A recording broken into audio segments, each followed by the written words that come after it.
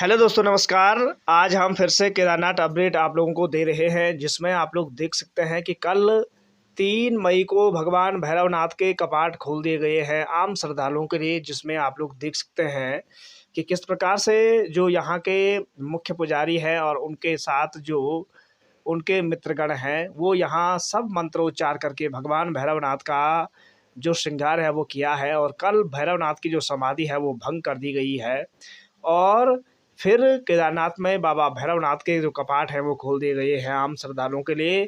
अब हर कोई श्रद्धालु बाबा भैरवनाथ की पूजा अर्चना के बाद ही केदारनाथ यात्रा का सफल परीक्षा का फल जो है वो प्राप्त करेगा। जिसमें आप लोग देख सकते हैं किस प्रकार से भगवान केदारनाथ के पश्चिमी क्षेत्र में बाबा भैरवनाथ का ये मंदिर स्थित है और ये केदारनाथ का चारों ओर का नज़ारा है। जिसमें आप लोग देख सकते हैं कि किस प्रकार से आज सुबह से केदारनाथ में बादल छाए हुए हैं, हल्की हल्की बूंदाबांदी के साथ बारिश हो रही है और मौसम विभाग ने 3-4 दिन का अलर्ट जारी किया है। जिसमें आप देख सकते हैं कि कितनी खतरनाक घाटी है।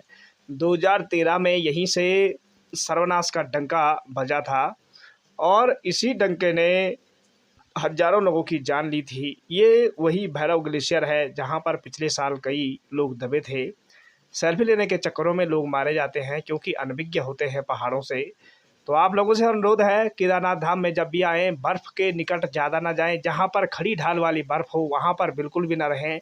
जहां पर समतल हो, समतल बर्फ़ में यदि आप कोई स्कीइंग प्रतियोगिता करते हैं या फिर खेलते हैं तो चलेगा, लेकिन खड़ी ढाल वाली बर्फ़ के सामने आप बिल्कुल भी ना खेलें क्योंकि ऊपर से कब पत्थर आ जाए इसका कोई भरोसा नहीं होता है। क्योंकि पहाड़ी हैं, पहाड़ों में कभी तापमान बढ़ता है, कभी घटता है, कभी ठंडा, कभी गर्म, जिस कारण से सिकुड़ने फैलने की क्रिया के कारण जो पत्थर हैं वो गिर जाते हैं और जो तहस नहस की स्थिति है वो हो जाती है। ये देख सकते हैं आप किस प्रकार से बड़ी लिंचोली से नीचे रामबाड़ा का जो एरिया है वो दिख रहा है और इस एरिया पर हम आप लोगों को ये जो दर्शन करवा रहे हैं। चारों ओर आप देख सकते हैं घोड़े खच्चरों के साथ साथ जो यात्रीगण हैं वो पैदल रास्ते लगे हुए हैं। अभी घोड़े खच्चरों में काफ़ी भयंकर वायरस फैला हुआ है और इस वायरस के कारण घोड़े खच्चरों के नाकों से और मुँह से झाग निकल रहा है, जिस कारण से कई घोड़े खच्चरों की मौत भी हो चुकी है। और आप देख सकते हैं किस प्रकार से रास्ते में पैदल यात्री, घोड़े खच्चर और अन्य जो लोग हैं वो पैदल रास्ते लगे हुए हैं। और इसी प्रकार से केदारनाथ यात्रा आगे भी होगी। जिसमें आप लोग देख सकते हैं कि ये गौरीकुंड का मुख्य मार्ग है जहाँ से केदारनाथ की ओर रवाना होते हैं। ये वो गेट है जहाँ पर चेक पोस्टिंग होती है और इसी क्षेत्र से आगे बढ़ते हुए जब ऊपर की ओर केदारनाथ की ओर लोग आते हैं तो इस प्रकार से यहाँ का जो नज़रिया है वो देखने को मिलता है। आप देख सकते हैं चारों ओर घोड़े खच्चरों और दुकानों की जो झड़ियाँ हैं वो लगी हुई हैं और इसी प्रकार से यात्रियों की जो संख्या है वो धीरे धीरे अब बढ़ती जा रही है।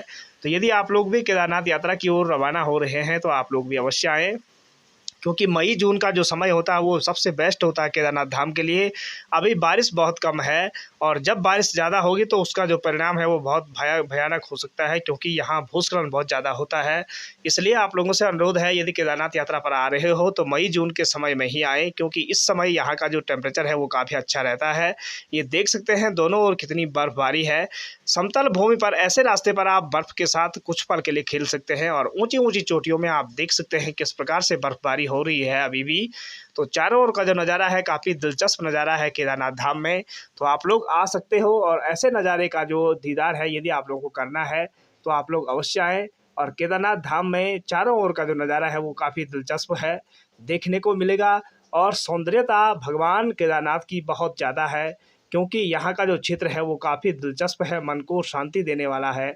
चारों ओर का जब व्यू आप लोग देखेंगे तो आप लोगों को काफ़ी सुकून प्राप्त होगा, जिससे आपकी जो लंबी दूरी है वो बिल्कुल दूर हो जाएगी और आपके मन का जो बोझ है वो कुछ पल के लिए हल्का हो जाएगा। क्योंकि ये भूमि पवित्र प्रांगण है जहाँ पर मन को शांति मिलती है। और मरने के बाद यदि भगवान केदारनाथ के चरणों में अगर मनुष्य विलीन हो जाए तो ऐसे सुखमय पहाड़ों में यदि आदमी प्राण त्याग दे तो ये बहुत बड़ा गौरव का विषय है। आप ऐसा ना घबराएं। आपने कई ब्लॉगरों को देखा होगा कि केदारनाथ से छोटी सी गलती यदि अगर किसी कहीं पर हो जाती है तो उसको बहुत बड़ा पहाड़ बना देते हैं। ऐसा नहीं होना चाहिए। आपने देखा होगा कि खुद आपके घरों में आपके साथ क्या क्या हरकतें हुई होंगी। कभी चोटें लगी होगी, कभी कभी गिर पड़ता है आदमी। जब अपने घर के आदमी और अपने घर में जब आदमी सुरक्षित नहीं रहता है तो ये तो पहाड़ है, पहाड़ों में आदमी सुरक्षित कैसे रह सकता है। लेकिन फिर भी ऐसी वीडियो कभी पोस्ट नहीं करनी है। और आप देख सकते हैं ये बद्रीनाथ धाम का नज़ारा है, जहाँ पर आज सुबह 4 बजे से लेकर 6 बजे तक यहाँ पर बहुत भीड़ थी और ठीक 7 बजे आज भू बैकुंठ बद्री धाम के कपाट खोल दिए गए हैं, जिसमें आप लोग देख सकते हैं ये बद्रीनाथ धाम का नज़ारा है, जहाँ पर आज सुबह 6 बजे बद्रीनाथ के कपाट खोल दिए गए हैं। आप लोग केदारनाथ, बद्रीनाथ, गंगोत्री, यमुनोत्री यात्रा पर यदि आने वाले हैं तो आप लोग अवश्य आएँ। लेकिन इन क्षेत्रों में कई प्रकार की समस्याएं हो सकती हैं, तो इन समस्याओं से जूझना हर किसी को है, इसलिए ऐसी हरकतें ना करें, ऐसी वीडियो ना बनाएं। हर कहीं मुसीबत है और मुसीबत का सामना इंसान को करना ही पड़ेगा। ये धाम है, यहाँ तो आपको आना ही पड़ेगा। वीडियो पसंद आए लाइक करें, सब्सक्राइब करें, शेयर करें। धन्यवाद।